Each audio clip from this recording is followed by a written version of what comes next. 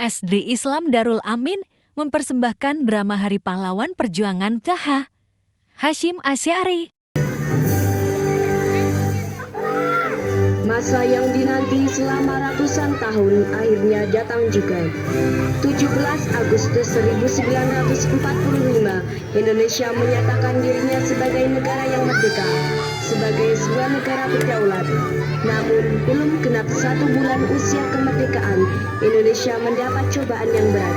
Tentara sekutu yang di dalamnya ada tentara Belanda mendarat di Jakarta dan kota-kota besar lainnya di Indonesia. Bung Karno dan Bung Hatta berupaya melakukan upaya diplomatik untuk mendorong tentara sekutu bekerja profesional untuk meluruskannya saja, tidak mengutak-atik status kemerdekaan Indonesia. Namun upaya itu tidak membuahkan hasil. Bahwa yang benar. Cepat, ayo, cepat. Beras itu milik kita, ayo ambil. Atas saran Jenderal Besar Sudirman, Bung Karno diminta untuk mengirim utusan khusus kepada Raisul Akbar Nahdlatul Ulama Hadratus Syekh Kiai Haji Hashim Asy'ari di Ponpes Tebu Ireng Jombang. Tujuannya untuk meminta fatwa tentang hukum berjihad membela negara yang notabene bukan negara Islam seperti Indonesia. Assalamualaikum. Waalaikumsalam. Kiai, saya utusan dari Bung Karno. Beliau menitipkan pesan. Apa pesan Bung Karno? Beliau berpesan, apakah hukumnya membela tanah air? Bukan membela Allah, membela Islam atau membela Al-Quran. Sekali lagi membela tanah air, apa hukumnya Kiai? Hukum membela negara dan melawan penjajah adalah fardu ain bagi setiap mukallaf yang melawan penjajah itu, termasuk jihad fisabilillah. Oleh karena itu, umat Islam yang mati dalam peperangan adalah syahid, dan mereka yang mengkhianati perjuangan dan memecah persatuan, bahkan menjadi tangan kanan penjajah, wajib hukumnya diperangi. Perang menolak dan melawan penjajah itu fardu ain yang harus dikerjakan orang-orang Islam, laki-laki, perempuan, anak-anak, bagi yang bersenjata atau tidak, bagi yang berada dalam jarak lingkaran 94 km dari tempat masuk dan kedudukan musuh. Bagi orang-orang yang di luar jarak lingkaran tadi, kewajiban itu jadi fardu kifayah yang cukup kalau dikerjakan sebagian saja. Kemudian Kiai Haji Hashim Asy'ari memanggil Kiai Haji Wahab Hasbuah dari Tambak Beras Jombang. Kiai Wahab diminta mengumpulkan ketua-ketua Nahdlatul Ulama se-Jawa dan Madura untuk membahas fatwa tentang hukum berjihad membela negara. Pada tanggal 21 sampai 22 Oktober 1945, PBNU menggelar rapat konsul NU se-Jawa dan Madura di Surabaya, menghasilkan resolusi jihad sekaligus menguatkan fatwa jihad Rais Akbar Nahdlatul Ulama. Bismillahirrahmanirrahim. Resolusi Jihad Nahdlatul Ulama seluruh daerah Jawa Madura memutuskan memohon dengan sangat kepada pemerintahan Republik Indonesia supaya menentukan dan mengupayakan tindakan yang nyata dan sepadan terhadap usaha-usaha yang membahayakan kemerdekaan dan agama dan negara Indonesia, terutama dengan pihak Belanda dan kaki tangannya, supaya memerintahkan perjuangan yang bersifat sabilillah untuk tegaknya negara Republik Indonesia dan agama Islam. Selanjutnya, kami berfatwa bahwa setiap muslim tua dan miskin sekalipun wajib memerangi orang kafir yang merintangi kemerdekaan Indonesia. Yang kedua, pejuang yang mati dalam perang kemerdekaan Indonesia layak disebut syuhada. Dan yang ketiga, warga negara Indonesia yang memihak kepada Belanda dan sekutunya dianggap memecah belah persatuan. Oleh karena itu, layak dihukum mati. Pada tanggal 25 Oktober, pasukan Inggris mendarat di Surabaya, dipimpin oleh Brigjen Malabi. Hanya berselang 3 hari pasca resolusi jihad, dicetuskan 6.000 pasukan sekutu mendarat di Tanjung Perak, Surabaya dengan persenjataan lengkap. Mendengar kedatangan pasukan penjajah, ribuan santri dan kiai dari penjuru Jatim bergerak menuju Surabaya. Maka terjadilah pertempuran antara para pejuang Surabaya melawan sekutu.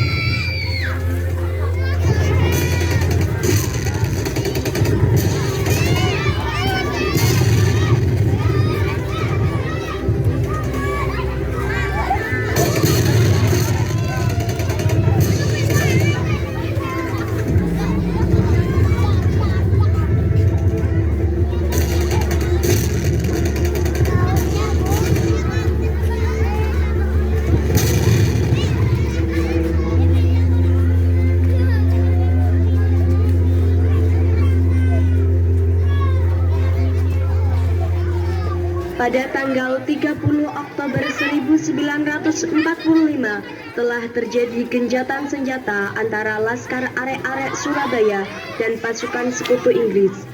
Sore hari usai kesepakatan gencatan senjata, rombongan Biro Konta Inggris menuju ke Gedung Internasio yang terletak di samping Jembatan Merah. Namun, sekelompok pemuda Surabaya menolak penempatan pasukan Inggris di gedung tersebut. Mereka meminta pasukan Inggris kembali ke Tanjung Perak sesuai kesepakatan gencatan senjata. Tolong beritahu mereka bahwa kita setuju gencatan senjata dengan Indonesia. Iya, Pak. Jangan ingkari kesepakatan itu, karena itu membuat nama baik kita hilang dan tidak dipercaya lagi. Tenang saudara-saudara, Bung Karno dan Bung Hatta telah setuju untuk gencatan senjata. Karena itu benar, lucuti saja mereka, lucuti senjatanya, lucuti. Ayo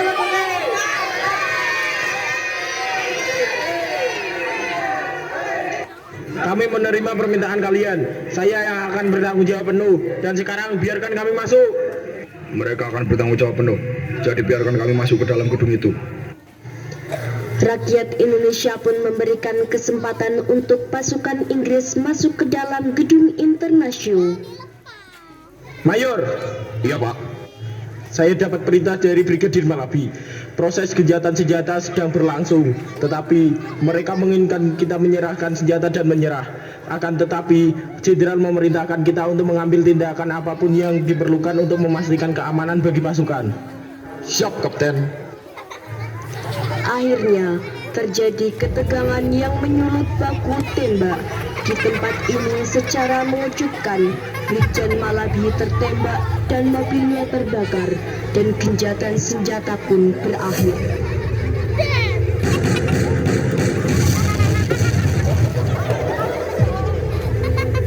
Pengganti Malabi, Jenderal Robert Manser, mengultimatum Laskar Pejuang dan tentara Indonesia agar menyerahkan senjata kepada Inggris paling lambat 10 November 1945. Jika tidak, Inggris mengancam akan membumi hanguskan Surabaya. Siapa yang membunuh jenderal kami? Jenderal terbaik Inggris. Kalau kalian tidak menyerahkan pembunuh Jenderal Malabi, saya katakan masyarakat dunia harus menyerahkan senjata-senjata mereka kepada kami paling lambat 10 November. Kalau tidak, akan saya bumi hanguskan Surabaya. Mendengar ancaman itu, para komandan Laskar Hizbullah, Sabilillah, Mujahidin, TKR, dan para santri marah besar. Ada pemuda bernama Sutomo yang sering disebut Bung Tomo sowan kepada Kiai Haji Hashim Asy'ari. Ia meminta izin untuk menyiarkan dan menyebarkan resolusi jihad. Bismillahirrahmanirrahim. Merdeka, saudara-saudara penduduk kota Surabaya, kita semuanya telah mengetahui bahwa hari ini tentara Inggris telah menyebarkan pamflet-pamflet yang memberikan suatu ancaman kepada kita semua. Kita diwajibkan untuk dalam waktu yang mereka tentukan menyerahkan senjata-senjata yang telah kita rebut dari tangannya tentara Jepang. Tetapi inilah jawaban kita. Selama pantai-pantai Indonesia masih punya darah merah yang dapat membuat secari kain putih, merah dan putih, maka selamanya itu tidak akan kita menyerah kepada siapapun juga. Allahu Akbar, Allahu Akbar, Allahu Akbar. Merdeka! Pada tanggal 10 November 1945, pertempuran kembali meluas menyambut berakhirnya ultimatum AFNEI. Perang besar pun pecah. Ribuan pejuang syahid. Pasukan Kiai Abbas berhasil memaksa pasukan Inggris kocar-kacir dan berhasil menembak jatuh 3 pesawat tempur RAF Inggris. Kiai, sepak terjang Belanda semakin mengkhawatirkan. Mereka menduduki tempat-tempat strategis Allah, dan bahkan kini Belanda sudah memasuki Singosari. Allah, Dan rakyat-rakyat kecil yang tidak berdosa banyak yang menjadi korban. Masya Allah. Sepertinya Kiai kelelahan. Kiai, Kiai, Kiai, Kiai, Kiai. Inna lillahi wa inna ilaihi raji'un.